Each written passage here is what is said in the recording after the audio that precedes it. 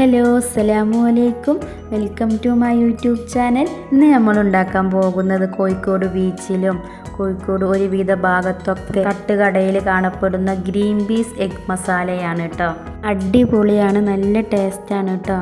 കോഴിക്കോട് ബീച്ചിലേക്കൊക്കെ പോയാൽ ഇത് കഴിക്കാത്തവരാരും ഉണ്ടാവില്ല അല്ലേ. അപ്പോൾ ഇതെല്ലാവരും നന്നായിട്ട് മിസ് ചെയ്യുന്നുണ്ടാവില്ലേ. അപ്പോൾ ഇത് നമുക്ക് വീട്ടിൽ തന്നെ ഉണ്ടാക്കിയെടുക്കാൻ പറ്റും കേട്ടോ. അപ്പോൾ വീഡിയോയിലേക്ക് പോകണ മുമ്പ് നമ്മുടെ ചാനൽ ആദ്യമായിട്ട് കാണുന്നവരാണെങ്കിൽ പ്ലീസ് ഒന്ന് സബ്സ്ക്രൈബ് ചെയ്ത് ലൈക്ക് ചെയ്തിട്ടൊക്കെ കാണുക കേട്ടോ. അപ്പോൾ നമുക്കിനി വീഡിയോയിലേക്ക് പോകാം. അപ്പോൾ ഗ്രീൻ പീസ് വേവിക്കാൻ വേണ്ടി കുക്കർ എടുക്കുക കേട്ടോ. അപ്പോൾ വെള്ളത്തിലിട്ട് വെച്ച ഗ്രീൻ പീസ് നമുക്കിനി ഇതിലേക്ക് ഇട്ട് കൊടുക്കാം. അതിൽ കുറച്ച് വെള്ളം ഒഴിക്കുക, കുറച്ച് മഞ്ഞൾപ്പൊടിയും കുറച്ച് ഉപ്പ് ഇട്ടിട്ട് ഒരു 3 വിസിലടുപ്പിച്ചെടുക്കുക. ഓരോ ഗ്രീൻ പീസിനും ഓരോ വേവാവും. എനിക്കിവിടെ 3 വിസിൽ വേണ്ടി വന്നു കേട്ടോ. ഇനി നമുക്ക് അതിലേക്കുള്ള മസാല ഉണ്ടാക്കാം. അതിന് വേണ്ടി ഒരു ചട്ടി എടുക്കുക. അതിലേക്ക് സൺഫ്ലവർ എണ്ണ കുറച്ച് ഒഴിച്ച് കൊടുക്കുക. എണ്ണ ചൂടായി വരുമ്പോൾ സവാള അതിലേക്ക് ഇട്ട് കൊടുക്കുക. ഞാനിവിടെ 2 സവാളയാണ് എടുത്തിരിക്കുന്നത്. ചെറിയതായതുകൊണ്ട് 2 എടുത്തിട്ടുണ്ട് കേട്ടോ. പിന്നെ അതിലേക്ക് കുറച്ച് ഉപ്പിട്ടിട്ട് നന്നായി ഒന്ന് ഇളക്കി കൊടുക്കുക കേട്ടോ. നന്നായി പേസ്റ്റ് പോലെ ആവണ്ട കേട്ടോ, ജസ്റ്റ് ഒന്ന് വാടി കിട്ടിയാൽ മതി.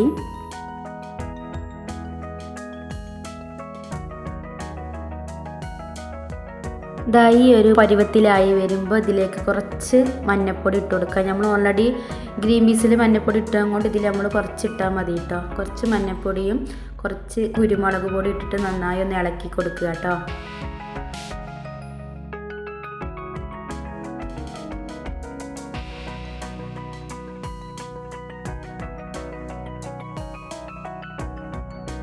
ഇനി അതിലേക്ക് 2 പച്ചമുളകും കുറച്ച് ഗരം മസാല ഇട്ട് ഒന്ന് ഇളക്കിയെടുക്കുക.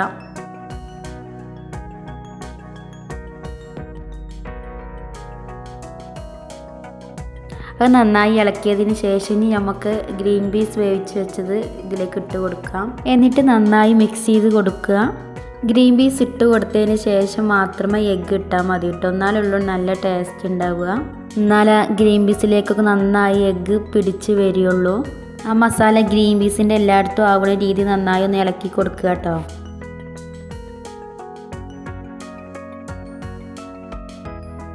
മൂന്ന് കോഴിമുട്ടയാണ് ഞാനിവിടെ എടുത്തിട്ടുള്ളത്.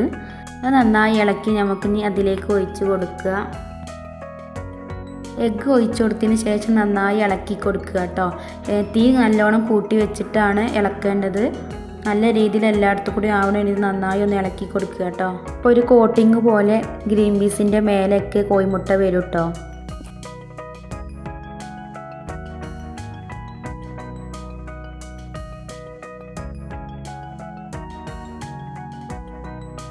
അതിലേക്ക് നിങ്ങൾക്ക് ഉപ്പിൻ്റെ ആവശ്യം ഉണ്ടെങ്കിൽ ഉപ്പിട്ട് കൊടുക്കുക കേട്ടോ. എനിക്കിവിടെ ഉപ്പിൻ്റെ ആവശ്യം വന്നിട്ടില്ല. പിന്നെ അതിലേക്ക് മല്ലിച്ചപ്പും വേപ്പിൻ്റെ ഇലയും ചെറുതായി മുറിച്ച തക്കാളിയും ഇട്ട് കൊടുക്കുക കേട്ടോ. തക്കാളി ലാസ്റ്റേ ഇട്ട് കൊടുക്കാൻ പാടുള്ളൂ കേട്ടോ. ഫസ്റ്റ് ഇട്ട് കൊടുക്കരുത്, ലാസ്റ്റാണ് ഇട്ട് കൊടുക്കുന്നത് നല്ലത്. തക്കാളി ഇങ്ങനെ കടിച്ച് തിന്നണം കേട്ടോ, അതാണ് ഇതിൻ്റെ ടേസ്റ്റ്. അപ്പോൾ എനിക്ക് കുറച്ച് എരിവിൻ്റെ കുറവുണ്ടായിരുന്നു, അപ്പോൾ ഞാൻ കുറച്ച് കുരുമുളക് ഇട്ട് കൊടുത്തു കേട്ടോ വീണ്ടും. അപ്പോൾ നിങ്ങൾ ടേസ്റ്റ് ചെയ്ത് നോക്കി, നിങ്ങൾക്ക് എന്തെങ്കിലുമൊക്കെ കുറവുണ്ടെങ്കിൽ നിങ്ങളത് ഇട്ട് കൊടുക്കുക. എന്നിട്ട് നന്നായി മിക്സ് ചെയ്തെടുക്കുക കേട്ടോ. അപ്പോൾ അതാ നമ്മളുടെ ഗ്രീൻ പീസ് എഗ് മസാല ഇവിടെ റെഡി ആയിട്ടുണ്ട് കേട്ടോ. ഇനി നമുക്ക് ചൂടോട് തന്നെ ഇത് നമുക്ക് പ്ലേറ്റിലേക്ക് മാറ്റാം.